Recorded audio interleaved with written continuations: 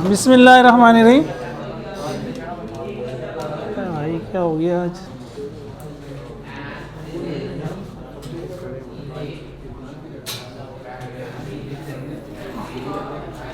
Area जब आप निकालते हैं किसी भी ऐसी साइड्स का, किसी भी ऐसी शेप का जिसकी चार साइडें हों, इसको कहते हैं क्वाड्रिलेटरल ना। ये चार साइडों वाली शेप है, चारों क्या है? क्वाड कहते हैं चार को, लेटरल कहते हैं साइड्स को। चार साइड्स वाली शेप में नॉर्मली एरिया निकलता है एक साइड को दूसरी साइड से मल्टीप्लाई करके, एक साइड को दूसरी साइड से। अब एरिया से मुराद क्या होती है? देखिए ये स्क्वायर है, चारों साइडें बराबर है, इसने जगह कितनी घेरी है? ये जो जगह इसने बोर्ड पे घेर ली, ये जगह कितनी है? इससे मुराद है एरिया। अगर ये 5 है, ये 5 है, ये 5, लाइन ने कितनी जगह घेर ली है? लंबाई क्या बता रही है लाइन की? 5 सेंटीमीटर का क्या मतलब है? इस लाइन ने 5 सेंटीमीटर जगह घेर ली है। तो लेंथ भी यही बताता है कि किसी चीज़ ने कितनी जगह घेरी है, लेकिन लेंथ होती है एक डायरेक्शन में। एरिया भी यही बताता है किसी चीज़ ने कितनी जगह घेरी है, लेकिन एरिया होता है 2 डायरेक्शन में। वॉल्यूम भी यही बताता है किसी चीज़ ने कितनी जगह घेरी है, लेकिन वॉल्यूम होता है 3 डायमेंशन में। तो अभी ये 2 डायमेंशन है। बहरहाल स्क्वायर में आप एरिया कैसे निकालते थे? ये स्क्वायर है ना, square side multiply by side, एक साइड को दूसरी साइड से मल्टीप्लाई कर दो, आप कहोगे इसका एरिया होगा 5 सेंटीमीटर मल्टीप्लाई बाय 5 सेंटीमीटर, ये कितना हो गया? 25 सेंटीमीटर स्क्वायर। ये यूनिट यही बता रही है कि 2 साइड्स को मल्टीप्लाई किया। इसी तरह रेक्टेंगल में भी यही होता है, साइड मल्टीप्लाई बाय, लेकिन रेक्टेंगल में जो साइड ज़्यादा होती है, ये स्टैंडर्ड है डेली लाइफ में भी, इसको कह देते हैं लेंथ, और जो कम होती है इसको कह देते हैं ब्रेथ भी कहते हैं, विथ भी कहते हैं। तो बेसिकली कर हम यही रहे, साइड को साइड से मल्टीप्लाई करेंगे। रेक्टेंगल क्या खुसर खुसर हो रही है भाई? एरिया हो गया लेंथ इंटू ब्रेथ, तो लेंथ होगी 10 सेंटीमीटर, ब्रेथ होगी 5 सेंटीमीटर, इसका एरिया आ गया 50 सेंटीमीटर स्क्वायर। अगेन इससे क्या मुराद है? ये जो जगह है 50 सेंटीमीटर स्क्वायर, ठीक है। जैसे फर्श पे टाइलें लगती है ना स्क्वायर फीट की, तो अगर एक टाइल ले लो 1 सेंटीमीटर स्क्वायर की, तो तुम्हें 50 टाइलें चाहिए होंगी, तब ये जगह भरेगी। सही है। अब इसके कैसे निकालें एरिया? ये रेक्टेंगल है, ये पैरेललोग्राम है, दोनों में फर्क क्या है?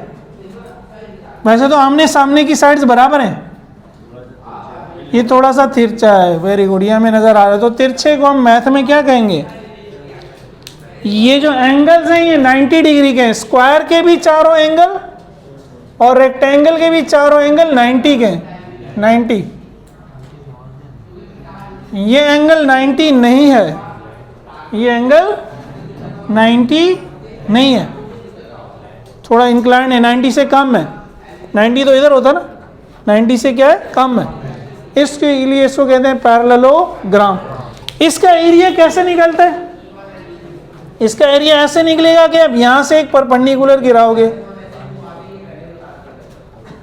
इस परपेंडिकुलर की जो हाइट है, अगर इसको मैं कह दूं h, इसको क्या मैं कह दूं? तो इस पैरेललोग्राम का एरिया होगा जिस साइड पे परपेंडिकुलर गिरा है, इसको कहते हैं बेस इनटू हाइट। तो ये वाली साइड बेस, अगर ये मुझे मालूम है, अभी बेस मेरा कितना है? 10, और अगर ये हाइट भी मैं निकाल लूँ तो इस हाइट से मल्टीप्लाई कर दूँ, तो बेसिकली वही 2 साइडें मल्टीप्लाई हो रही हैं, लेकिन बेस मल्टीप्लाई बाय हाइट। अब ये हाइट क्या है? अगर मैं इसको देखूँ, ये एक ट्राइंगल बन गई, इसको अगर मैं अलग से देख लूँ, ये एक ट्राइंगल बन गई। मैं कह रहा हूँ ये साइड 5 है, ये h मुझे चाहिए, ये फर्ज करें एंगल थीटा है, ये 90 है, और इस 5 को भी मैं कह देता हूँ, नाम दे देता हूँ, फर्ज करें ये b है, ये क्या है? इसका नाम है।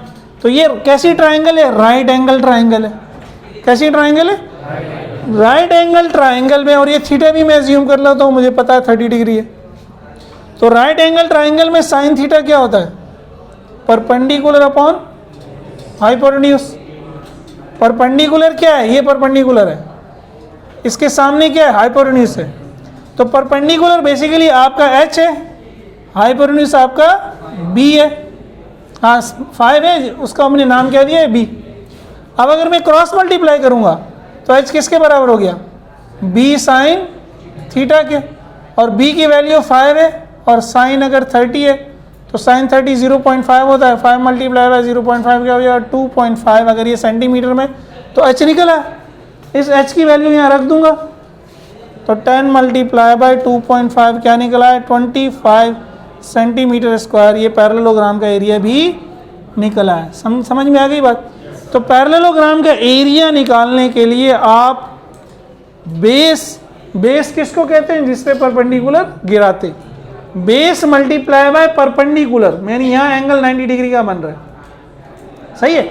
अभी ये मैंने समझाया क्यों, हमने एक डेरिवेशन करनी है, उसमें हमने प्रूव करना है कि जो पैरेललोग्राम का एरिया है वो क्रॉस प्रोडक्ट के मैग्नीट्यूड के बराबर है। पैरेललोग्राम का जो एरिया है वो क्रॉस प्रोडक्ट के, तो मैं पैरेललोग्राम का एरिया निकालूंगा और क्रॉस प्रोडक्ट के मैग्नीट्यूड का क्या मतलब है, ए बी साइन थीटा। अगर मैं ए बी साइन थीटा निकाल लूंगा पैरेललोग्राम के एरिया का फॉर्मूला, तो इसका मतलब है वो क्या है, क्रॉस प्रोडक्ट का मैग्नीट्यूड है। उतार लेंगे फिर देखते हैं।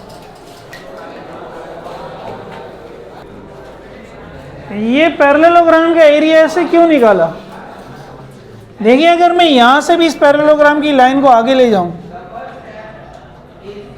अब इसको देखें, ये वही एक रेक्टेंगल बन गई, लेकिन रेक्टेंगल की साइडें कौन सी बनेंगी, ये एच वाली ना। तो बेसिकली इसको में ये ऐड हो रही है ना, ये जो चीज़ है जितनी यहाँ बन रही है उतनी यहाँ बन रही है। अगर आप इसको निकाल लें तो आपके पैरेललोग्राम में क्या चीज़ ऐड हो गई, ये ऐड हो गई, सही है। तो इसलिए समझे इस साइड को हम इस साइड से मल्टीप्लाई कर रहे हैं, वही रेक्टेंगल वाला काम हो रहा है, लंबाई ज़रब चौड़ाई, सही है। ये ट्रायंगल हम ऐड कर रहे हैं, ये निकाल रहे हैं, तब क्या बन जाएगा, वो रेक्टेंगल बन जाएगा ना। इसको अगर ना लूं और इसको ले लूं तो क्या बन गया, रेक्टेंगल बाहर आ। मंतिक यह है कि ऐसा क्यों करते हैं। ये 4 नंबर की डेरिवेशन है, ये अक्सर आती है, परपेंडिकुलर है ये, परपेंडिकुलर। क्वेश्चन क्या है, show that the magnitude of vector product of 2 vectors is equal to the area of parallelogram. ठीक है, तो इसको समझ लो भाई, आराम से उतारते रहना। फिर हमने एक पैरेललोग्राम एज्यूम कर ली, इसके 4 कोने हैं, इनको हमने नाम दे दिया ओ पी क्यू आर। अगर इस साइड को मैं ए कहूँगा तो सामने वाली भी ए होगी, और इसको बी कहूँगा तो ये भी बी होगी। तो हमने लिखा consider 2 vectors A and be making angle theta with each other. हमने 2 वेक्टर्स ले लिए ए और बी, दोनों के दरमियान एंगल क्या है, theta. Suppose they represent the 2 adjacent sides of parallelogram O P Q R as shown in figure. फर्ज किया कि ये जो दोनों वेक्टर है ए और बी, ये एक पैरेललोग्राम की एडजेसेंट का मतलब है जो एक दूसरे से मिली हुई है। ये ए है तो बी कहीं दूर नहीं है, बी इसके बिल्कुल साथ जुड़ा हुआ है। तो ओ पी क्यू आर की 2 साइड्स हैं ये एडजेसेंट, टेल से टेल जोड़ते हैं तभी क्रॉस प्रोडक्ट बनता है ना। तो ये 2 एडजेसेंट साइड्स हो गई। अब हमने कहा वी नो दैट किसी भी पैरेललोग्राम का एरिया, ये पैरेललोग्राम को शॉर्ट फॉर्म लिखने का तरीका है। मैथमेटिशियंस जो है वो शॉर्ट फॉर्म में लिखने की आदत होती है, वो लॉन्ग चीज़ें नहीं। ट्रायंगल के लिए क्या बना देंगे, छोटी सी ट्रायंगल नहीं लिखेंगे पूरी। तो 2 लाइन ऊपर एम का मतलब है पैरेललोग्राम, बेस इंटू हाइट, ये तो हमारा बेसिक फॉर्मूला है। Let O R be the base, हमने कहा ये ओ आर को ले लेते हैं कि हमारी बेस है, इसी पे परपेंडिकुलर गिराना होगा। ड्रॉ परपेंडिकुलर, ये परपेंडिकुलर का सिंबल है, अगेन आप पूरा लिखना चाहे तो पूरा लिख दें। फ्रॉम पॉइंट पी से परपेंडिकुलर गिराया ओ आर पर, it touches O R at point S पर ये मिला, तो ये एक लाइन बन गई परपेंडिकुलर लाइन, इसको हमने नाम दिया एच। तो 10 हमारे पास क्या हुआ, बेस जो हमारी है ओ आर, और ओ आर बेसिकली क्या है, वेक्टर ए। तो ओ आर क्या है, वेक्टर ए का मैग्नीट्यूड, इसकी लंबाई। हाइट हमारी क्या है, अच्छा पी एस है, ये ओ एस नहीं है, पी एस है। तो हाइट हमारी पी एस है, और पी एस किसके बराबर है, एच के। अब हमने यहाँ ये सिंबल्स रख दिए अपने इक्वेशन 1 में कि एरिया ऑफ पैरेललोग्राम क्या हो गया, बेस की जगह a और हाइट की जगह h। अब a तो हमें मालूम है, जब हमें वेक्टर a और b गिवन है तो इसका मतलब हमें a का मैग्नीट्यूड भी मालूम है, b का मैग्नीट्यूड भी मालूम है और एंगल थीटा भी मालूम है। मसला रह गया h का, तो h निकालते हैं from right angle triangle OPS। ये एक राइट एंगल ट्राइंगल बन गई, 90 डिग्री के सामने हाइपोटेन्यूज और 90 डिग्री ये तो परपेंडिकुलर है खुद, और ये क्या है हाइपोटेन्यूज है। तो हमने साइन थीटा लगाया perpendicular upon hypotenuse h upon b, cross multiply किया h तो यहीं रहेगा, नीचे कुछ नहीं है, b साइन थीटा से मल्टीप्लाई हो गया। अच्छा ये यहाँ मैंने नहीं लिखा, एक स्टेप रह गया। इसके बाद क्या होगा, सॉरी, h बराबर है b साइन थीटा, ठीक है, इसके नीचे।